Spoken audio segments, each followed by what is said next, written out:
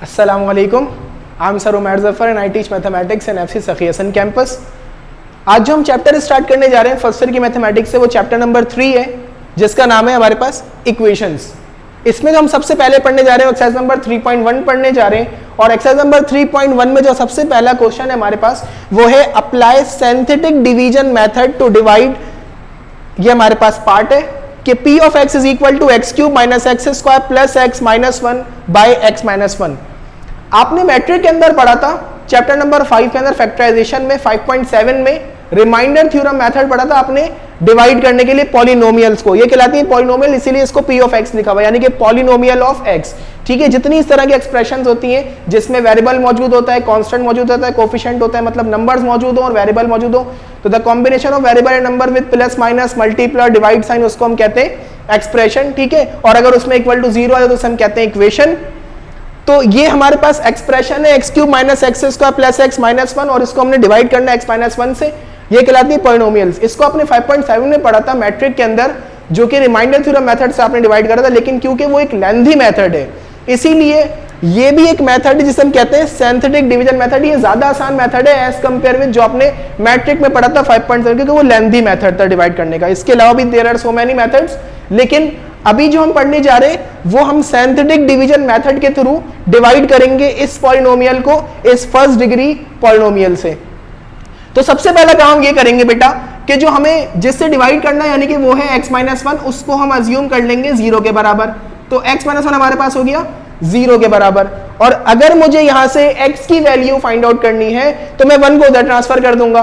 तो ये माइनस का 1 उधर जाके क्या हो जाएगा बेटा, प्लस का 1। तो जो x की वैल्यू हमारे पास आ जाएगी वो क्या आ जाएगी 1। ये हमारे पास x की वैल्यू बन गई। अब सिंथेटिक डिवीजन मेथड में करते क्या है बेटा, इस तरह से हम कॉलम्स ड्रॉ करते हैं। ये हमारे पास इस तरह से कॉलम होता है, जिस तरह आप लोग परफेक्ट स्क्वायर है मैट्रिक के अंदर 5.14 में परफेक्ट स्क्वायर के लिए कॉलम ड्रॉ करते थे, same as it is column यहाँ पे ड्रॉ करेंगे हम। और ये जो हमने x की वैल्यू फाइंड आउट करी है 1, इसको हम लिख देंगे बेटा यहां पर। ठीक है, यहां पर क्या लिखना है, यहां पर हमने जो वेरिएबल्स है हमारे पास, जो वेरिएबल है x, उसके हमने कोफिशिएंट्स को यहां लिखना है, वेरिएबल को नहीं लिखना, कोफिशिएंट को लिखना है। और इस बात का ध्यान रखना है हमने कि जो वेरिएबल्स है वो क्या डिग्री फॉर्म में, ऑर्डर फॉर्म में अरेंज है या नहीं। लाइक सबसे पहले इसकी जो हाईएस्ट पावर है वो 3, जिसे हम कहते हैं डिग्री, तो ये डिग्री इसकी 3 है, फिर उसके बाद डिग्री 2 है, फिर उसके बाद डिग्री इसकी, क्योंकि 1 पावर शो नहीं होती इसलिए 1 हमने शो नहीं करा, लेकिन इसकी डिग्री 1 है, और आखिर में कांस्टेंट है। तो यहां पर कोई भी डिग्री मिसिंग नहीं है। ठीक है, तो इसका मतलब ये एक ऑर्डर फॉर्म है पूरी प्रॉपर। तो हम क्या करेंगे, हम इनके कोफिशिएंट्स को यहां पे लिखेंगे। अब x के कोफिशिएंट हमारे पास क्या है, अगर कुछ नहीं है बेटा तो यहां पर आपको पता है कि 1 होता है, तो जो x क्यूब का कोफिशिएंट मौजूद है वो है 1, तो हम यहां पर लिख देंगे 1। फिर x स्क्वायर के साथ भी क्या मौजूद है बेटा, 1 मौजूद है, लेकिन 1 के साथ क्या साइन है, माइनस साइन है। इसका मतलब x स्क्वायर का कोफिशिएंट जो है वो है -1, तो इस -1 को हम थोड़ा गैप दे के लिखेंगे, राइट। उसके बाद x का कोफिशिएंट हमारे पास बेटा, x का भी कोफिशिएंट हमारे पास 1 है, तो हमने यहां पर लिखा 1, और लास्ट नंबर का कांस्टेंट जो है वो है -1, तो बेटा यहां पे हमने लिख दिया -1। यहां तक बात समझ में आ गई, आगे कंटिन्यू करें। चलें, अब करना क्या है, इसको किस तरह से हम इसको कंटिन्यू करेंगे और किस तरह से हम सॉल्व करेंगे। सबसे पहला मेथड सिंथेटिक डिवीजन का कि जो भी आपके पास पहली वैल्यू है उसे आप एज इट इज यहां मेंशन लिख देंगे, एज इट इज, यानी कि पहली value as it is copy हो जाएगी।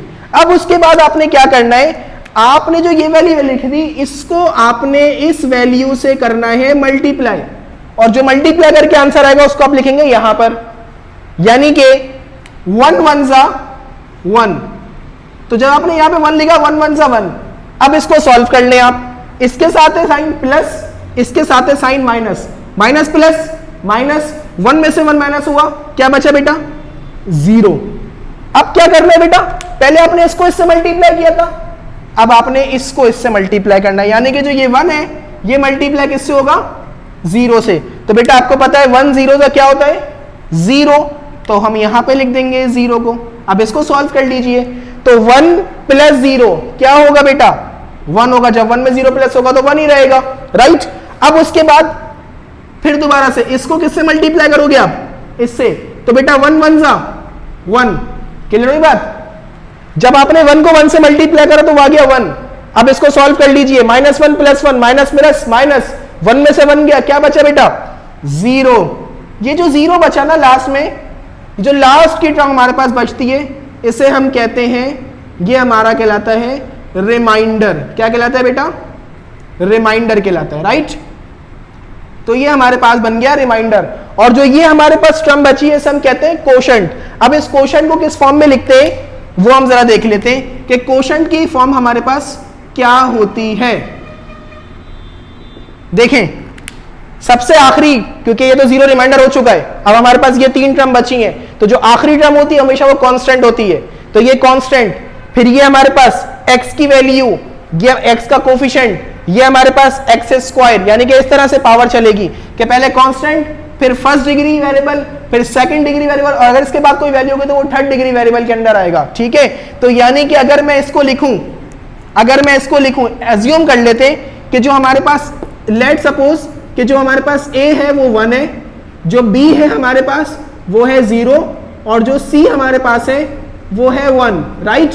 तो जो कोशेंट की हमारे पास जनरल फॉर्म होगी वो क्या होगी बेटा, ax² + bx + c, राइट।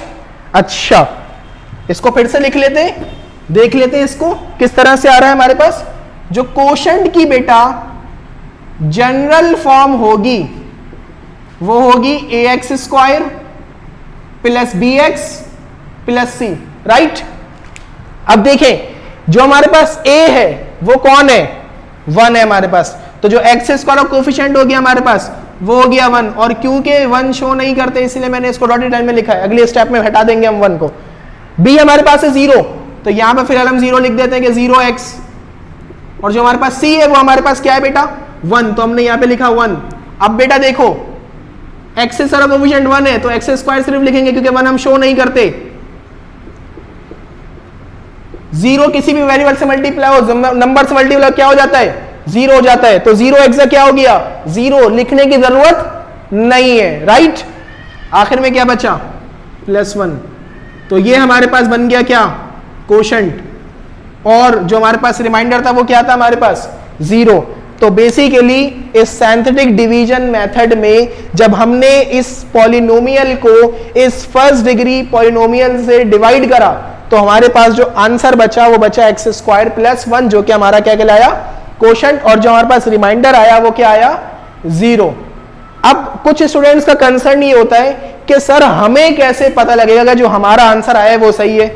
बिल्कुल सही बात है कि पता कैसे लगेगा, तो इसको वेरीफाई करने के लिए बेटा जो आपका रिमाइंडर आया है ना, उस रिमाइंडर जो आपने वैल्यू निकाली थी, लेट सपोज आपने यहाँ पे वैल्यू क्या निकाली थी 1, तो जब मैं इस 1 को यहां पुट करूंगा x की जगह पर, तो जो मेरे पास आंसर आएगा वो क्या आएगा 0 आएगा, जो हमारा क्या है रिमाइंडर। तो आइए जी इसको वेरीफाई कर लेते हैं, तो हम यहां पर इसको कर लेते हैं वेरीफाई। अच्छा जो मैं बेटा ये जो मैं पार्ट कर रहा हूं ये एडिशनल पार्ट है, आपको सिर्फ समझाने के लिए, आपका सवाल यहां पे खत्म हो चुका है, राइट। अब मैं सिर्फ ये आपको वेरीफाई करने के लिए समझा रहा हूं ताकि आपकी कंफ्यूजन दूर हो जाए कि जब इसको आप सॉल्व करें बेटा तो आपको लगे कि अगर आपको चेक करना है कि आपने ये सही किया या नहीं, तो आप इस तरह से वेरीफाई कर सकते हैं कि जो आपके पास x की वैल्यू 1 है उसे आप यहां पुट करा दें। तो p ऑफ x आपके पास था बेटा x³ - x² + x - 1, इसमें जब आप x का 1 पुट करेंगे तो 1 का क्यूब -1 का स्क्वायर +1 - 1, तो बेटा 1 की पावर कुछ भी हो क्या रहती है 1 ही रहती है, तो 1 का क्यूब 1, 1 का स्क्वायर 1 +1 - 1, तो बेटा देखो +1 - 1 कैंसिल, +1 - 1 कैंसिल, क्या बचा 0 बचा। तो जो p ऑफ 1 हमारे पास क्या आया 0, और हमारा रिमाइंडर भी क्या था 0 था। तो ये चीज हमें बता रही है कि आपने ये क्वेश्चन बिल्कुल सही किया है, ठीक है। तो जो इसका नेक्स्ट पार्ट है वो इंशाल्लाह हम अगली क्लास में, अगले लेक्चर में इंशाल्लाह इसको करेंगे हम। थैंक यू बेटा, अल्लाह हाफिज।